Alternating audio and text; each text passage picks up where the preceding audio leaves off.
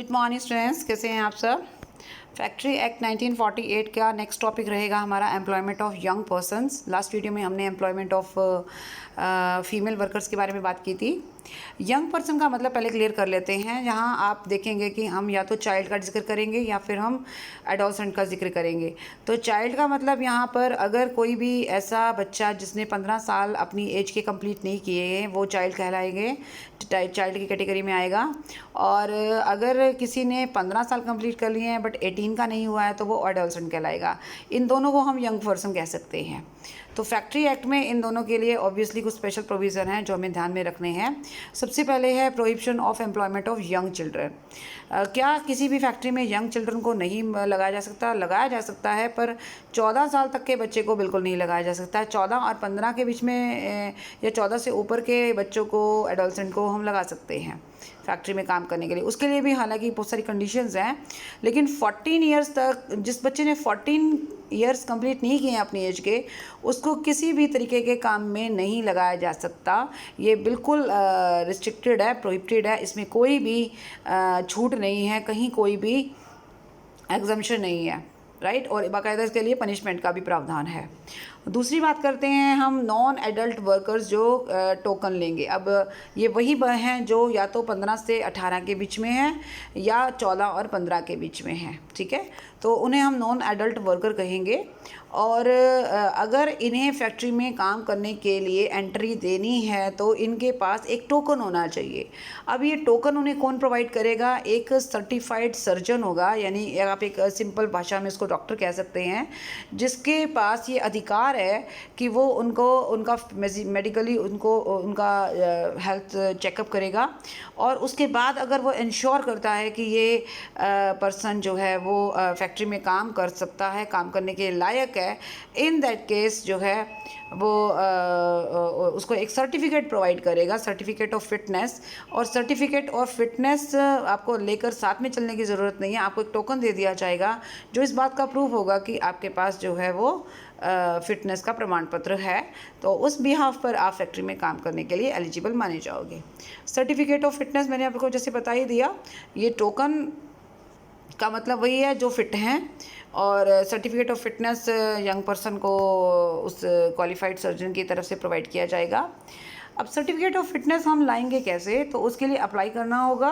Apply वो young person खुद कर सकता है, उसके पेरेंट्स कर सकते हैं या गार्डियन कर सकता है, या इवन जो मैनेजर है फैक्ट्री का वो भी एप्लीकेशन दे सकता है। एप्लीकेशन की एक फ़ीस होगी जो पेमेंट करनी होगी फैक्ट्री के ऑक्यूपायर के द्वारा। उसके लिए चार्जेस उसके पेरेंट्स या गार्डियन से नहीं लिए जाएंगे।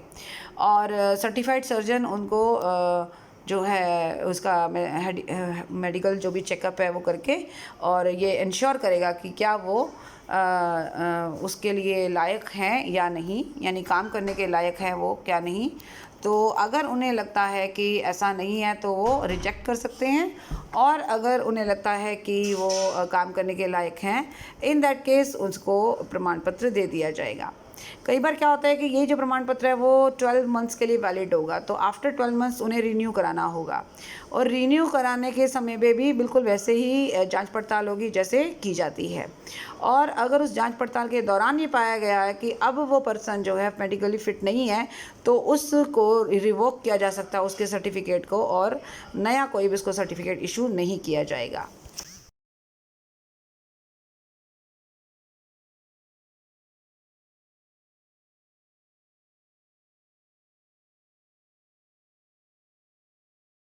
नेक्स्ट हमारा पॉइंट है affect of certificate of fitness granted to adolescent. अब एडोलसेंट के लिए भी यही सेम प्रोसीजर है। तो एडोलसेंट को भी अपना सर्टिफिकेट लेना है, और अगर वो एडल्ट की उसको एक सर्टिफिकेट मिल जाता है फिटनेस का, तो उसको एडल्ट की तरह ही सारे प्रोविज़न्स फॉलो करने हैं। उसके ऊपर एडल्ट के सारे प्रोविज़न, सारे बेनिफिट्स उसको मिलेंगे और एडल्ट की तरह ही वो ट्रीट किया जाएगा।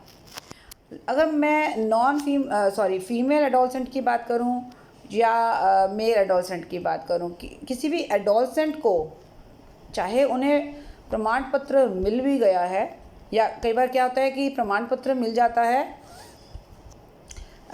एडल्ट की तरह वो काम करने के लायक भी हो जाते हैं, लेकिन फिर भी उनको सिर्फ काम जो है वो सुबह 6 से 7 बजे तक की ही ड्यूरेशन में देना होगा। नाइट शिफ्ट में काम देने की इजाज़त उनको नहीं है, राइट। और स्टेट गवर्नमेंट के पास राइट है कि वो इन लिमिट्स को वेरी कर सकती है, पर बच्चों के केस में फीमेल वर्कर के केस में कोई वेरी नहीं हो सकता, चेंज नहीं हो सकता। और एग्जम्पशन दी जा सकती है कुछ केसेस में, डिपेंड करता है अगर कोई नेशनल इंटरेस्ट का मामला है या नेशनल इमरजेंसी का मामला है तो। नेक्स्ट है हमारा working hours of for children. Working hours, children के लिए वर्किंग आवर क्या रहेंगे, उनका ये रहेगा कि उनको एक दिन में 4.5 घंटे 4.5 आवर से ज़्यादा काम उनसे नहीं लिया जाएगा। दूसरी बात, उनका जो टाइमिंग होगा वो रात के 10 बजे से सुबह 6 बजे तक का बिल्कुल नहीं होगा, यानी नाइट शिफ्ट उसको नहीं प्रोवाइड की जाएगी। और उनकी शिफ्ट बार बार चेंज नहीं होगी। अगर शिफ्ट्स की बात है तो 2 शिफ्ट्स जो है ओवरलैप नहीं करेंगे। ये नहीं है कि आप एक शिफ्ट के एकदम बाद दूसरी शिफ्ट में उससे काम लो। और कोई भी शिफ्ट अगर मर्ज भी होती है तो 5 घंटे से ज़्यादा की शिफ्ट नहीं होगी। अगर आप शिफ्ट उसकी चेंज करते हैं, आप उसका ग्रुप चेंज करते हैं, जिस ग्रुप में वो काम करता है, तो वो बार बार चेंज नहीं होगा, 30 डेज़ में एक बार चेंज हो सकता है। वीकली हॉलीडे जब आएगा उसका, तो उसके बाद उसका जो है ग्रुप या शिफ्ट चेंज हो सकती है। तो ये सारी चीज़ें जो हैं वो चिल्ड्रन के लिए हैं, ओके। और next is notice of period of work for children. जो भी चिल्ड्रन काम करते हैं फैक्ट्री में, उनके लिए बाकायदा नोटिस बोर्ड पर एक नोटिस लगाया जाएगा जिसमें सारी उनके बारे में जानकारी होगी, प्लस उन्होंने किस ग्रुप में किस शिफ्ट में काम करना है इसका भी वहाँ पर मेंशन किया जाएगा। और उसी के अकॉर्डिंगली ही उनसे काम लिया जाएगा, उसके अगेंस्ट नहीं जा सकते। Next is register of child workers.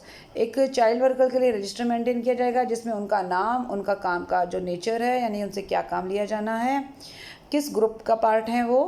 मान लीजिए 4 ग्रुप बना रखे हैं, तो आप ग्रुप नंबर 1 में हैं, 2 या 3 4 में, उसे हम रिले कहेंगे, राइट।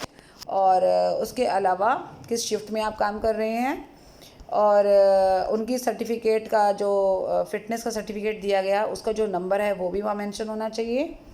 और कोई भी चाइल्ड वर्कर जो है इस रजिस्टर, अगर एक रजिस्टर में उसकी एंट्री नहीं है तो उसके अलावा कोई भी और वर्कर जो है फैक्ट्री में एंटर नहीं करने दिया जाएगा। रजिस्टर हमेशा एक्सेसिबल होगा इंस्पेक्टर की, वो कभी भी ड्यूरिंग वर्किंग आवर्स आकर उसको चेक कर सकते हैं। स्टेट गवर्नमेंट के पास ये राइट है कि वो रजिस्टर किस तरीके से बनाना है और कितने टाइम तक उसको संभाल के रखना है और उसको मेंटेन कैसे करना है, इसके बारे में रूल्स बना सकती हैं। Next is hours of work to correspond with notice and register. जो भी नोटिस बोर्ड पर नोटिस लगाया जाता है, प्लस में जो रजिस्टर में मेंशन किया गया है, उसके अलावा किसी भी चाइल्ड वर्कर से कोई भी काम नहीं लिया जा सकता। And next is power to require medical examination. तो इंस्पेक्टर के पास एक पावर है, कोई नोटिस जारी कर सकता है किस चीज़ का, इन यंग पर्सन्स को एग्ज़ामिन करने का। चाहे उनके पास कई बार क्या होता है कि सर्टिफिकेट लिए बगैर वो काम कर रहे हैं, तो जिनके पास सर्टिफिकेट नहीं है वो, और अगर सर्टिफिकेट है भी लेकिन मे भी उनकी फ़िटनेस पर क्वेश्चन मार्क लग रहा है, इस वजह से उनके हेल्थ चेकअप के लिए एक ऑर्डर जारी कर सकता है, और ताकि नया सर्टिफिकेट दिया जा सके। जिसके पास सर्टिफिकेट नहीं है और जिसके पास पहले से है लेकिन वो फिट नहीं है, तो फिटनेस का सर्टिफिकेट उसको दोबारा प्रोवाइड किया जा सके। तो इस संबंध में रूल्स बनाने का प्रोविज़न, जैसे कि मैं बता चुकी हूँ, स्टेट गवर्नमेंट के पास है, और वो बता सकते हैं कि फॉर्म ऑफ सर्टिफिकेट जो होगा उसमें क्या क्या मेंशन किया जाना है, फिज़िकल स्टैंडर्ड्स क्या होंगे, सर्टिफाइड जो सर्जन है वो किस तरीके से क्या प्रोसीजर फॉलो करके ये काम करेगा, और सर्टिफाइड सर्जन की ड्यूटीज़ क्या होंगी। ये सारी चीज़ें हैं जो है वो स्टेट गवर्नमेंट के पास उसके अधिकार क्षेत्र में है। तो आज हमने बात करी किस तरीके से चाइल्ड वर्कर को एम्प्लॉय किया जाता है, उनके बारे में क्या कंडीशन है, ठीक है। सो आज के लिए इतना है। नेक्स्ट वीडियो में हम और कुछ डिस्कस करने वाले हैं, बहुत important. That's all for this video. Thank you so much, bye, take care.